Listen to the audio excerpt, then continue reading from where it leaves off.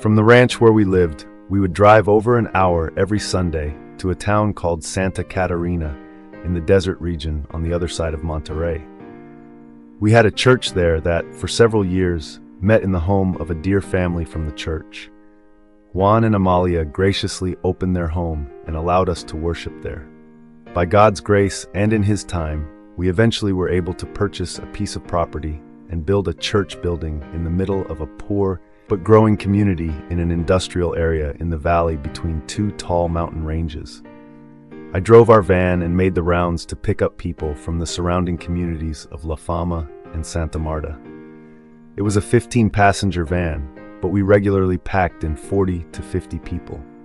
Not kidding. Eventually, the Lord provided for us to be able to buy a small church bus to make the rounds. The new church building had bathrooms, but no running water, so I also had to take big plastic jugs of water from the ranch and empty them into the water tank on the roof of the church. We had a morning service, a picnic lunch nearby, followed by an afternoon service at 3 p.m. Then I took everyone home and headed back to the ranch. This was our routine every Sunday for 10 years.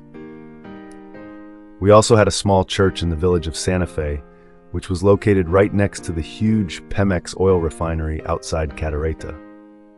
Driving into Santa Fe on the dusty dirt road was like going back in time. All the homes and buildings, including the church, were all made of handmade adobe brick, each with a thatched roof from local palm trees. Some people still had to draw their water from a well. Most everyone washed their clothes by hand and hung them out to dry. The church had 8 or 10 wooden benches, chickens running in and out, and a wonderful little congregation of believers going back several generations. I have such fond memories of that little village and the sweet old ladies who welcomed us whenever we arrived. Hermana Lupita and Hermana Rebecca were always so glad to see us, but we were even more blessed to see them. They were always so filled with the joy of the Lord. And of course, Hermana Esperanza, who, though she never smiled, always had a song ready for special music, sometimes with her daughter Panchita. I know they are all with the Lord now, and I look forward to seeing them again one day when they welcome us home to heaven.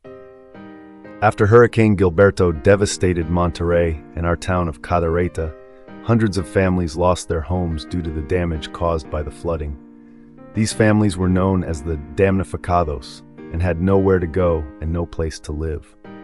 The government divided up some desert land outside the town behind the Pemex hospital into lots and gave each displaced family a small lot. This quickly became a shanty town where we were also able to purchase a lot and plant a small mission. The mission grew exponentially with the community, and the church still thrives today. Years later, we attempted to plant another church in Cadereyta with a national pastor.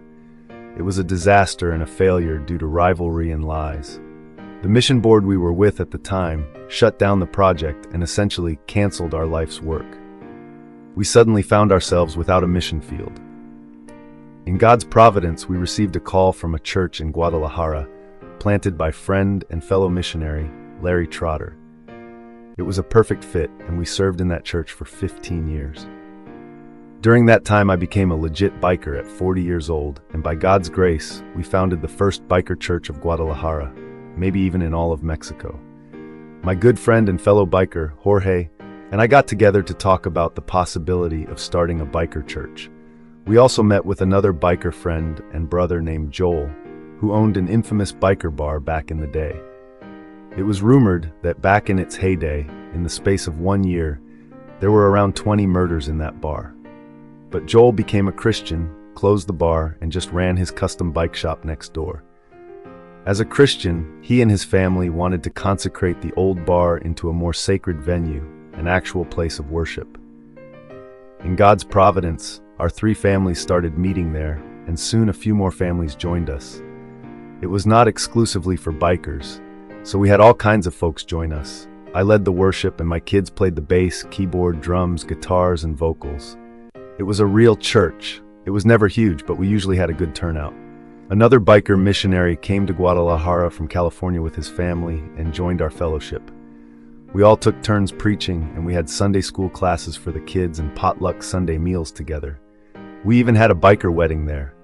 It was an incredible experience for my family to be part of this unique church family. The most recent church plant, if you can call it that, was actually more like a rescue mission in the inner city of downtown Guadalajara. We rented a storefront and fixed it up with a kitchen, bathroom, benches, and tables. It served as a soup kitchen and place of worship where the gospel was preached. We had a few regulars and people would wander in and out. We showed Christian movies and had a kids club with all kinds of activities. But it was always a mission, never quite a church in the traditional sense. One weird thing we noticed was that during services or activities, some people would come in and sit down, but even more people would gather outside in the street and on the sidewalk to listen, but would not come in even though there was plenty of room. I investigated this further and asked them why they didn't come in. Many were ashamed and didn't feel worthy. Others were embarrassed because they were drunk or high. Some were self-conscious about how they were dressed or how they smelled. I assured them that they were welcome and that we wanted them to join us. It was a safe place, a refuge, a sanctuary for them. Nope, they were fine out on the street where they, quote, belonged. This led us to rethink our whole mission strategy. If the people we were trying to reach were reluctant to come in for whatever reason, this place was actually a barrier to reaching them. So after a few years, we finished out our lease and closed the mission. But the ministry continued. We became a mobile mission, going to where our friends were, rather than expecting them to come to our place. Our soup kitchen became a street kitchen, and instead of serving 50, we served 200. When we sang praises in the street, people gathered around, not confined within walls. It felt counterintuitive to close the mission, but it was the right move.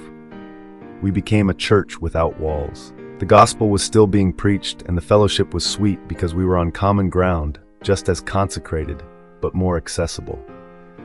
This became my church, modeled after the ministry of Jesus and his disciples, who worshiped and preached and taught wherever they went. We had plenty of critics who labeled the work as a failure, but God was at work, and he is incapable of failure. To God be the glory. Great things he hath done. Thank you so much for listening to this true story from Memoirs of Mexico. If you enjoyed this story, or if it was a blessing to you, please feel free to like and subscribe to my channel. That would be a blessing to me. I upload a new true story every day. If you like to read, you can also order Memoirs of Mexico in paperback or ebook on Amazon.com. There's a link in the description.